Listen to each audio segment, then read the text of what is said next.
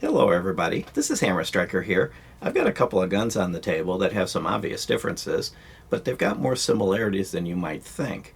So this video is about which one of these two shoots better, and there's a few different ways you might look at that.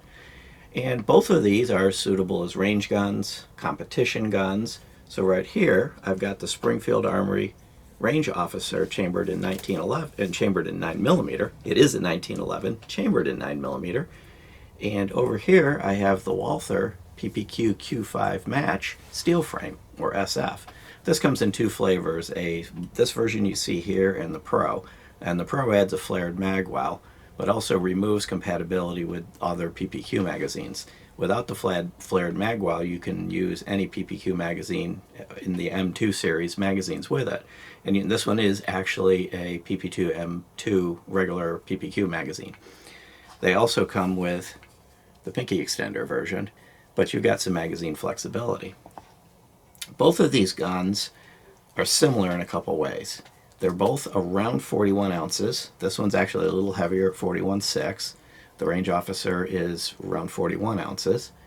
They are both steel frame, and they are both single action type guns. Now you might say, wait a second, this one can't be single action. I don't see a hammer, it's a striker gun. And you're right, it is a striker gun, but the PPQs operate from a fully cocked striker, meaning unlike many striker guns where the trigger continues the cocking of the striker and then releases it, on a PPQ, it simply releases the striker. So you have an awesome trigger on this, and a 1911, a classic 1911, has always been known for having a very, very good trigger. Now this one is limited to 9 rounds because it is a single stack gun. It comes with a 9-round stainless steel magazine. So let me go ahead and pick it up and show that it is clear. These are very well constructed 9-round steel magazines that come with the gun. It came with 2. And I probably need to get some more because this thing's so much fun to shoot that you really want to spend time pulling the trigger and not loading mags. But they're a really solid magazine.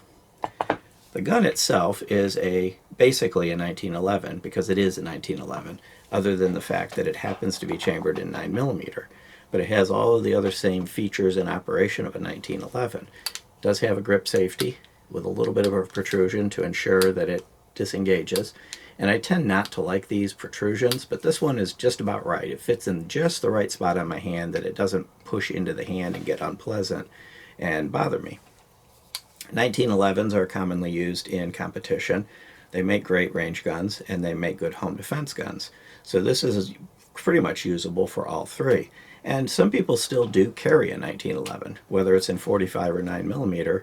It's a little bit large and it's a little bit heavy for a carry gun, but some people still do it. Now the Q5, let's talk about that guy. And you might be inclined to look at this thing and say, this is a competition gun and that's the end of that. It is also clear. It's true, it is a competition gun. In fact, some of the governing bodies of the popular competition series have officially approved this as a gun that can be used in the competition in the appropriate divisions. But it is also a wonderful range gun, and it is very suitable for home defense. Now, it's a little bit bigger than the 1911, but really not by much. And as I noted, it's not much heavier.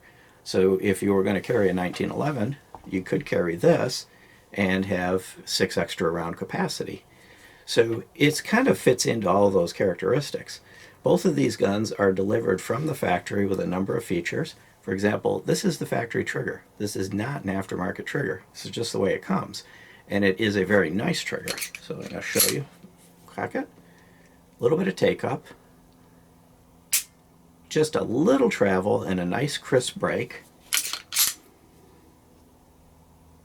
There's the reset, a little bit of take up to get back on the wall, and then the break. So it has that same awesome trigger that you're used to with the PPQ. One of the best, if not the best, striker fired trigger out there, and very comparable to a classic 1911, which this particular one has no take up. That's really worth talking about. There's just a hair of it. And then a very, very short, crisp break. Then almost infinitesimal reset and a hair of take up to get back on the wall, and then the break again. This actually does have a slightly nicer trigger than the PPQ, but not by a whole lot.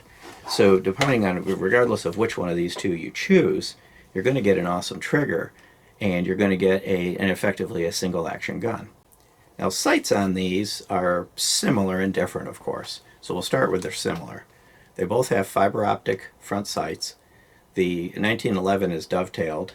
The PPQ has a screw underneath, so both sights are interchangeable, but both are very nice, easy to see, bright fiber optic. These are red fiber optic sights. On the rear sights, we'll start with the 1911. It is a blackout target adjustable sight, height and windage. This is one of the things I kind of don't like about the gun. I like the fact that it's adjustable, but I'm not a fan of blackout sights. But one thing I did find with it is that there's enough of a gap that you can find the target, but it's a little bit more work to shoot this well simply if you're trying to pull tight groups. Now in competition, this is perfect for this because it's fast. You just bring it up and kind of line up the dot and go. And in that case, you're not worried about bullseye accuracy, you're more worried about making sure that you hit the A-ring. You can move on, otherwise you have to be a little more precise. So the sights on this, I probably at some point will put a couple white dots on that because it just suits me a little bit better.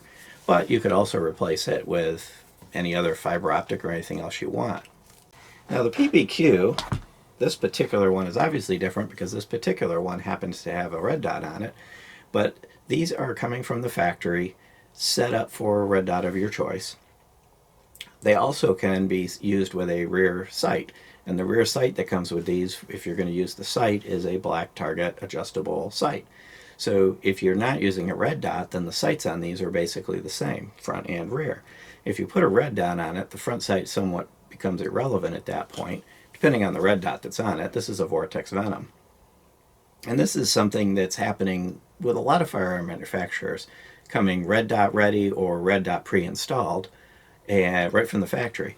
It used to be you had to send them off, have things milled, have things modified, but the whole optics ready is just taking off wildfire.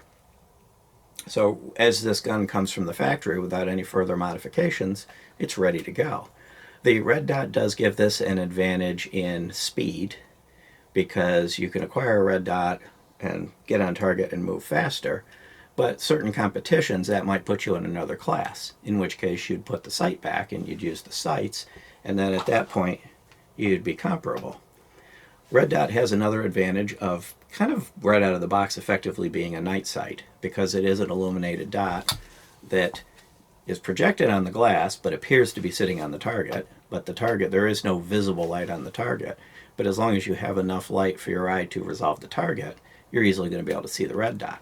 So red dots are, in and of themselves, also pretty much an effective night sight. And by the way, I will put links to the full reviews on everything you see here in the description in case you want to explore one of these more thoroughly. So now let's talk about ease of shooting well. From an ease of shooting well, this one with the red dot on it pretty much takes over. It also shoots flatter. It just feels more stable. I think just the way it's set up, the way the slide is designed, the way the recoil mechanism works, this one just appears to have less recoil. It's like shooting a 22 that happens to be a 9mm. It just lays flat and wants to stay on target.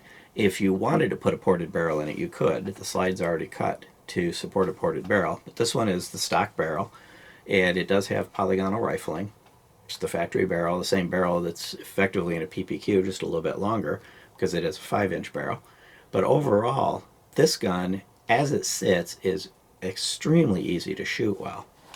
The 1911, it is still quite nice, and it still has very, very light recoil, but you get a little bit more of a feeling of a flip because of the way the slide operates.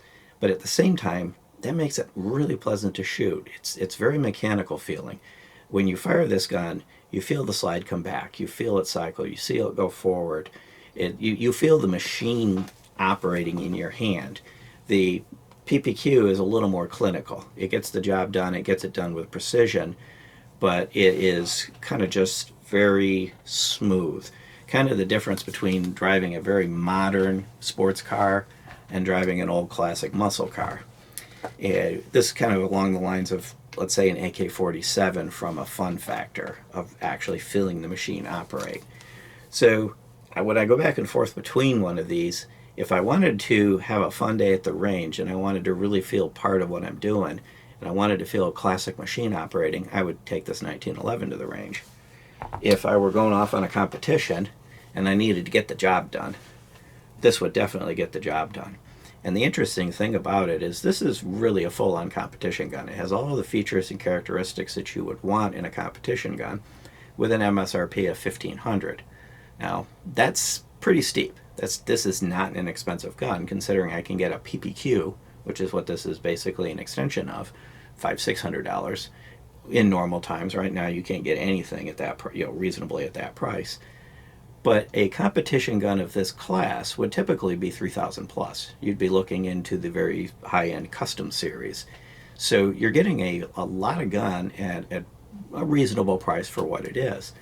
From a reliability standpoint, this thing has just worked reliably from the first round put through it until the last one I did filming the range of footage for this video.